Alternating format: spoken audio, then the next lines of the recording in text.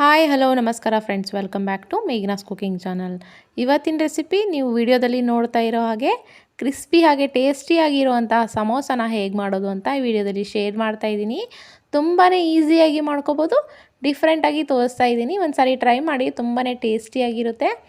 Evening ಸ್ನ್ಯಾಕ್ಸಿಗೆ, ಮಕ್ಕಳ snacks ಬಾಕ್ಸಿಗೆ ತುಂಬಾ ಚೆನ್ನಾಗಿರುತ್ತೆ. ಆಚೆ ಕಡೆ ತಂದು ತಿನ್ನೋದಕ್ಕಿಂತನೂ ಮನೇಲೇ ಈ ರೀತಿ ತುಂಬ ವೆರೈಟಿಯಾಗಿ ಮಾಡ್ಕೋಬೋದು, ಟೇಸ್ಟಿಯಾಗಿ ಮಾಡ್ಕೋಬೋದು. ಈವ್ನಿಂಗ್ ಸ್ನ್ಯಾಕ್ಸಿಗೆ, ಮಕ್ಕಳ ಸ್ನ್ಯಾಕ್ಸ್ ಬಾಕ್ಸಿಗೆ ತುಂಬಾ ಚೆನ್ನಾಗಿರುತ್ತೆ. ತುಂಬ ಟೇಸ್ಟಿ ಹಾಗೆ ಕ್ರಿಸ್ಪಿಯಾಗಿರೋಂಥ ಈ ಸಮೋಸನ ಹೇಗೆ ಮಾಡೋದು ಅಂತ ಈ ವಿಡಿಯೋದಲ್ಲಿ ಶೇರ್ ಮಾಡ್ತಾ ಇದ್ದೀನಿ. ವಿಡಿಯೋನ ಎಲ್ಲೂ ಸ್ಕಿಪ್ ಮಾಡದೆ ಕೊನೆ ತನಕ ನೋಡಿ. ಹಾಗೆ ಯಾರೆಲ್ಲ ನಮ್ಮ ಚಾನಲ್ನ ಮೊದಲೇ ಬಾರಿ ನೋಡ್ತಾ ಇದ್ದೀರೋ ಅವರು ಸಬ್ಸ್ಕ್ರೈಬ್ ಮಾಡಿ ನೋಡಿ. ಹಾಗೆ ಪಕ್ಕದಲ್ಲಿರೋ ಬೆಲ್ ಐಕಾನ್ನ ಪ್ರೆಸ್ ಮಾಡಿ. ಮೊದಲಿಗೆ ನಾನಿಲ್ಲಿ ಅಗಲವಾದ ಪಾತ್ರೆ ತೊಗೋತಾ ಇದ್ದೀನಿ. ಹಾಗೆ ಈ ಬೌಲ್ ಅಳತೆಯಲ್ಲಿ 2 ಬೌಲಷ್ಟು ಮೈದಾ ಹಿಟ್ಟನ್ನ ಹಾಕ್ತಾಯಿದ್ದೀನಿ.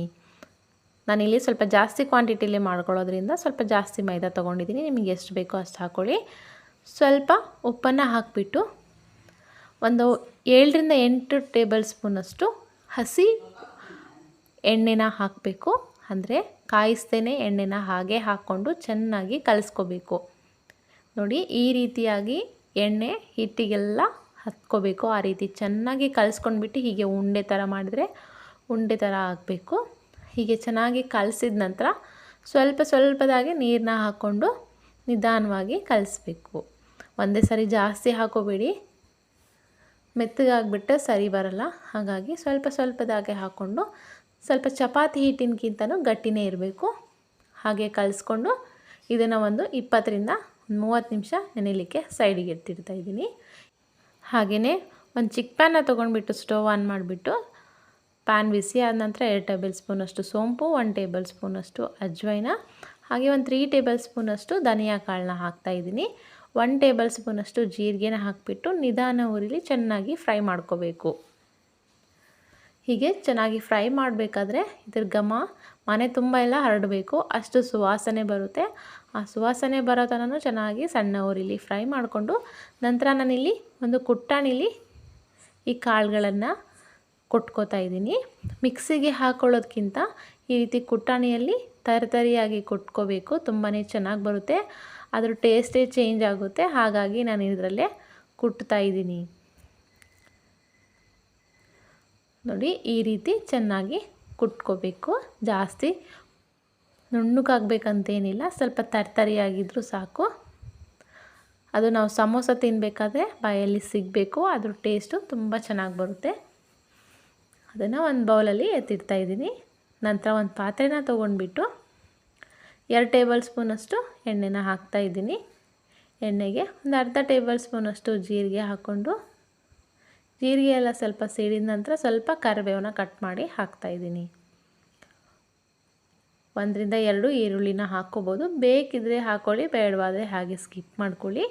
4 ಹಸಿರು ಮೆಣಸಿನ್ಕಾಯಿನ ಚಿಕ್ಕದಾಗಿ ಕಟ್ ಮಾಡಿಕೊಂಡು ಹಾಕ್ತಾಯಿದ್ದೀನಿ. ಹೀಗೆ ಚೆನ್ನಾಗಿ ಫ್ರೈ ಮಾಡ್ಕೋಬೇಕು. ಜಾಸ್ತಿ ಏನು ಫ್ರೈ ಮಾಡೋ ಅವಶ್ಯ ಇಲ್ಲ, 1 ನಿಮಿಷ ಫ್ರೈ ಮಾಡಿದರೂ ಸಾಕಾಗುತ್ತೆ.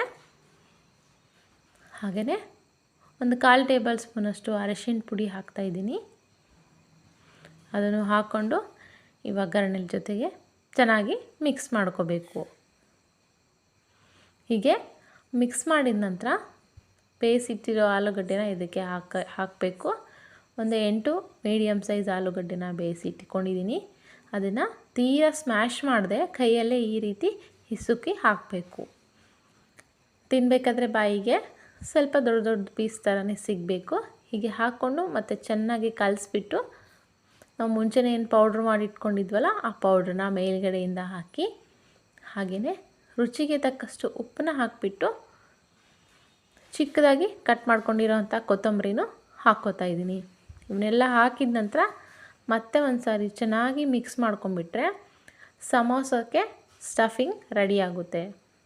ಹೀಗೆ ಸ್ವಲ್ಪ ಧನಿಯಾ ಕಾಳು ಜಾಸ್ತಿ ಇದ್ದರೆ ತಿನ್ನಬೇಕಾದ್ರೆ ಬಾಯಲ್ಲಿ ತುಂಬಾ ಟೇಸ್ಟ್ ಬರುತ್ತೆ.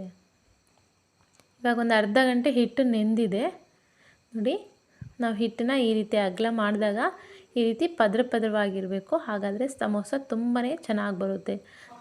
ಹಿಟ್ಟನ್ನು ಒಂದು 5 ಪೋರ್ಷನ್ ಆಗಿ ಮಾಡ್ಕೋತಾ ಇದ್ದೀನಿ. ಅದನ್ನು ಒಂದೊಂದೇ ಪೋರ್ಷನ್ನ ತೊಗೊಂಡ್ಬಿಟ್ಟು ಹೀಗೆ ಚಪಾತಿ ಹಿಟ್ಟಿನ ಥರ ಲಟ್ಟಿಸ್ಕೋಬೇಕು. ಇದಕ್ಕೆ ಯಾವುದೇ ಪೌಡ್ರನ್ನ ಆ್ಯಡ್ ಮಾಡ್ತಾಯಿಲ್ಲ ಎಕ್ಸ್ಟ್ರಾ.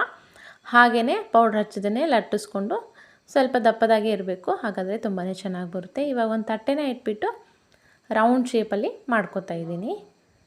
ಎಡ್ಜಸ್ಸಿಗೆ ಹಿಟ್ಟನ್ನು ತೆಗೆದುಬಿಟ್ಟು ರೌಂಡ್ ಶೇಪಲ್ಲಿ ಹಿಟ್ಟನ್ನು ಹೀಗೆ ಮಾಡಿಕೊಂಡು, ನಾನಿಲ್ಲಿ ಪಿಜ್ಜಾ ಕಟ್ಟರ್ನ ಯೂಸ್ ಮಾಡ್ತಾಯಿದ್ದೀನಿ. ನೀವು ನೈಫ್ ಕೂಡ ಯೂಸ್ ಮಾಡ್ಬೋದು.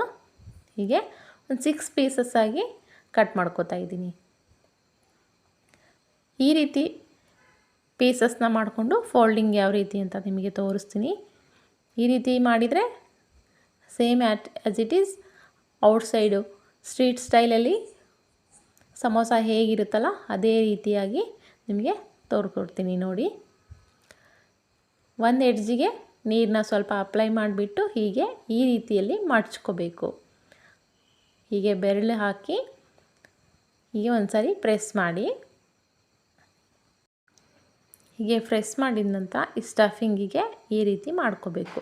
ನಂತರ ನಾವು ಮಾಡಿಟ್ಕೊಂಡಿರೋ ಆಲೂಗಡ್ಡೆ ಮಸಾಲೆನ ಇದಕ್ಕೆ ಹಾಕಿಬಿಟ್ಟು ಹೀಗೆ ಮತ್ತೆ ಒಂದು ಎಡ್ಜಿಗೆ ನೀರನ್ನ ಹಾಕಿಬಿಟ್ಟು ಹೀಗೆ ಚೆನ್ನಾಗಿ ಪ್ರೆಸ್ ಮಾಡಬೇಕು. ಯಾಕೆಂದರೆ ಎಣ್ಣೆಯಲ್ಲಿ ಬಿಡೋ ಚಾನ್ಸಸ್ ಇರುತ್ತೆ, ಹಾಗಾಗಿ ನೀಟಾಗಿ ಒಂದು ಸಾರಿ ಪ್ರೆಸ್ ಮಾಡ್ಕೊಂಬಿಡಿ.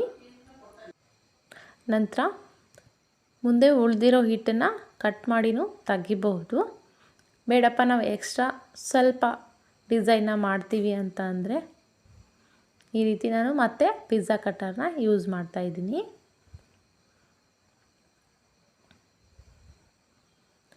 ಪಿಜ್ಜಾ ಕಟ್ಟರ್ನ ತಗೊಂಡ್ಬಿಟ್ಟು ಸೆಂಟ್ರಲ್ಲಿ ಮತ್ತು 3 ಲೈನ್ಸ್ ಆಗಿ ಹೀಗೆ ಕಟ್ ಮಾಡ್ಕೋಬೇಕು. ನೋಡಿ, ಪೂರ ಎಡ್ಜನ್ನು ಕಟ್ ಮಾಡ್ಕೋಬಾರ್ದು. ಸೆಂಟ್ರಲ್ಲಿ ಸ್ವಲ್ಪ ಸ್ವಲ್ಪದಾಗೆ ಚೂರು ಕಟ್ ಮಾಡ್ಕೊಂಡ್ಬಿಟ್ಟು ಮೇಲ್ಗಡೆಯಿಂದ ಇದಕ್ಕೆ ಚೆನ್ನಾಗಿ ಒತ್ತಿ ಸ್ವಲ್ಪ ಪ್ರೆಸ್ ಮಾಡಬೇಕು. ಕರೆದಾಗ ತುಂಬಾ ಚೆನ್ನಾಗಿ ಬರುತ್ತೆ, ನೋಡೋಕ್ಕೂ ತುಂಬಾ ಚೆನ್ನಾಗಿ ಕಾಣುತ್ತೆ. ಒಂಥರ ಡಿಫ್ರೆಂಟ್ ರೀತಿಯಲ್ಲಿ ಸಮೋಸ ಥರ ಕಾಣುತ್ತೆ. ನಾನಿಲ್ಲಿ ಸ್ಮಾಲ್ ಸೈಜಲ್ಲಿ ಮಾಡಿಕೊಂಡು ಒಂದು ಪ್ಲೇಟಲ್ಲಿ ಎತ್ತಿಟ್ಕೋತಾ ಇದ್ದೀನಿ ಸೈಡಲ್ಲಿ. ಹಾಗೆ ಎಣ್ಣೆನ ಕಾಯಕ್ಕೆ ಇಟ್ಟಿದ್ದೀನಿ. ಎಣ್ಣೆ ಹೈ ಫ್ಲೇಮಲ್ಲಿ ಇಟ್ಕೊಂಡು ಜಾಸ್ತಿ ಕಾಯಿಸ್ಕೊಬೇಡಿ, ಮೀಡಿಯಮ್ ಫ್ಲೇಮಲ್ಲಿ ಇಟ್ಕೊಂಡು ನಿಧಾನ ಉರಿಲಿ ಎಣ್ಣೆನ ಕಾಯಿಸ್ಕೊಂಡು ಹೀಗೆ ಸಮೋಸ ಬಿಟ್ಟಿದ ನಂತರ ಸ್ವಲ್ಪ ಹೊತ್ತಿಗೆ ಗುಳ್ಳೆ ಬರಬೇಕು, ಬಬಲ್ಸ್ ಸ್ಟಾರ್ಟ್ ಆಗಬೇಕು. ಆ ರೀತಿ ಇದ್ರೇ ಸಮೋಸ ತುಂಬಾ ಚೆನ್ನಾಗಿ ಗರಿಗರಿಯಾಗಿ ಸಖತ್ತಾಗಿ ಬರ್ತವೆ.